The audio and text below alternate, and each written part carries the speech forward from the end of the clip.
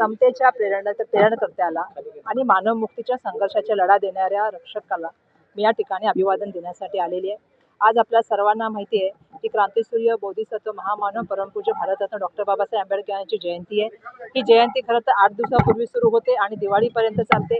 फक्त भारतात नाही, महाराष्ट्रात नाही, तर पूर्ण विश्वभरामध्ये जे आहे ती भारतरत्न डॉक्टर बाबासाहेब आंबेडकरांची जी आहे ती जयंती या ठिकाणी साजरी केली जाते।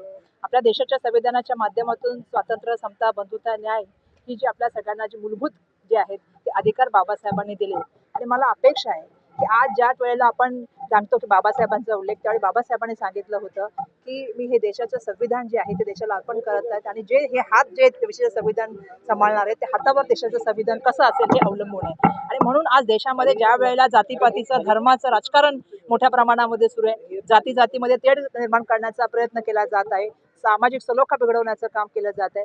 महाराष्ट्र ज्याला छत्रपती शिवाजी महाराज, क्रांतिज्योती सावित्रीबाई फुले, महात्मा फुले, छत्रपती संभाजी महाराज आणि राजर्षी शाहू महाराज आणि भारतरत्न डॉक्टर बाबासाहेब आंबेडकरांचा जो आहे तो या ठिकाणी जो आहे एक वारसा आहे आणि त्या महाराष्ट्रामधलं पुरोगामित्व आणि प्रगतीवर राहिलं पाहिजे ही मला या ठिकाणी अपेक्षा आहे। पण दुर्दैवाने आज आम्ही बघतो की सामाजिक सलोखा, जाती राजकारण त्या ठिकाणी वाढत आहे आणि अशा वेळेला मला सांगायला पाहिजे की बाबासाहेबांनी सांगितलं होतं, मी प्रथमतः भारतीय, द्वितीयतः भारतीय, अंततः मी भारतीय नाही। त्यामुळे भारताच्या लोकांना आणि भारताला कसं प्रेम देता येईल, भारताला कसं त्या ठिकाणी प्रलुब्ध करता येईल, मोठ्या प्रमाणामध्ये विकास करता येईल, या दृष्टिकोनातून येणाऱ्या काळामध्ये काम व्हावं। मी या ठिकाणी ज्यावेळेला अभिवादन केलं त्यावेळेला मी हीच प्रेरणा आणि निर्धार व्यक्त करते की त्या ठिकाणी जे आहे ते आज बाबासाहेबांनी जे आम्हाला शिकवलं आणि बाबासाहेबांच्या शिकवणी आणि प्रबोधनातून आम्ही जे घडलो, कारण वर्षा गायकवाड आज या ठिकाणी पोहोचण्यामागची सगळ्यात मोठी पुण्याई कोणाची असेल तर बाबासाहेबांची। आणि त्यामुळे जे आम्ही यापर्यंत पोहोचले त्या भारताला आम्ही काय देऊ शकतो आणि भारताला आम्ही एकत्र कसं ठेवू शकतो, अखंड कसं ठेवू शकतो आणि समृद्ध कसं करू शकतो या दृष्टिकोनातून प्रयत्न करायचा। आपण जर बघितलं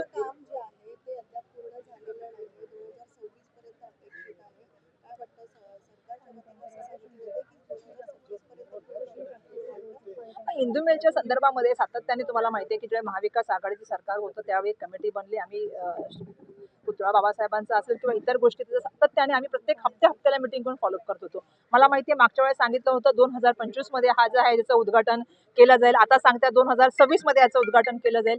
खरं तर आमच्या याला खूप गोष्टी आमचा याच्यावरती प्रश्न आहे।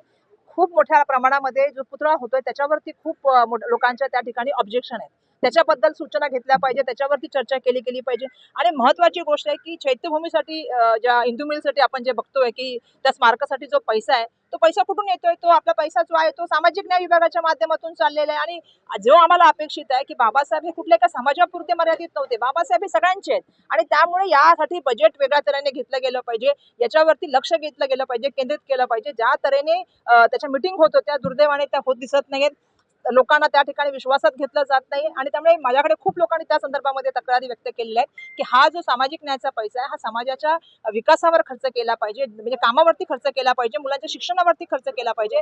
आणि जो बाबासाहेबांच्या लागणारा हिंदू मिलचा पैसा हा राज्य सरकारने जनरल बजेटमधून सुद्धा त्या ठिकाणी दिला पाहिजे।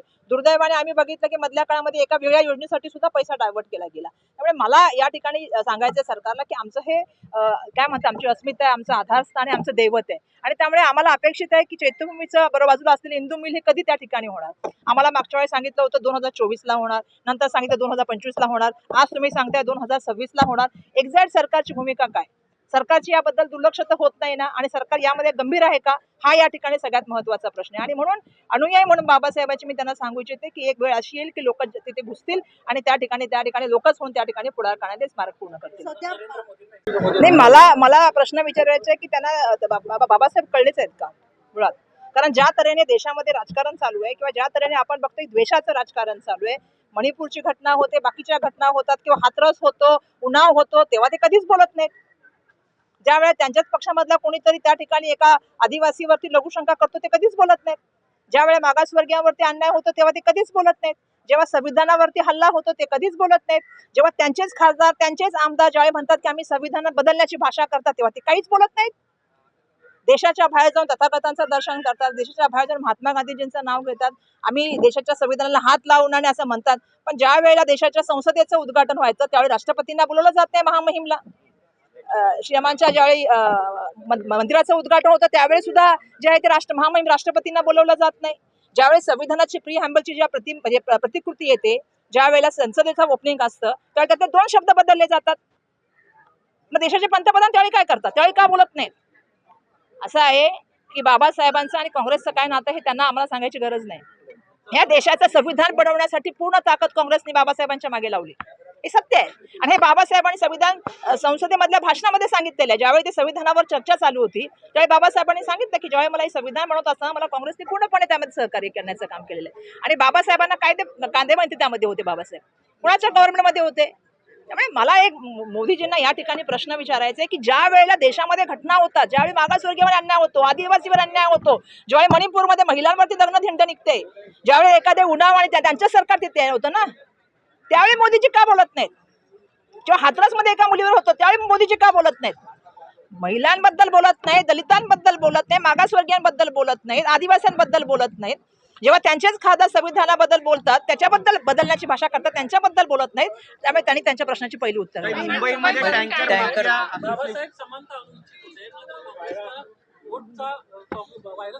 नाही. मला प्रश्न पहिला आहे की मोदीजी समानता मानतात का की समरसता मानतात? कारण मी बघितलं जेव्हा त्यांचं सरकार इथं होतं त्यावेळी शब्द बदलून समानतेच्या ऐवजी समरसता आणली. समरसता कुणी आणली? या समरसतावर हा RSS चा आहे की भाजपचा आहे ह्याचं पण त्यांनी आम्हाला उत्तर द्यावं.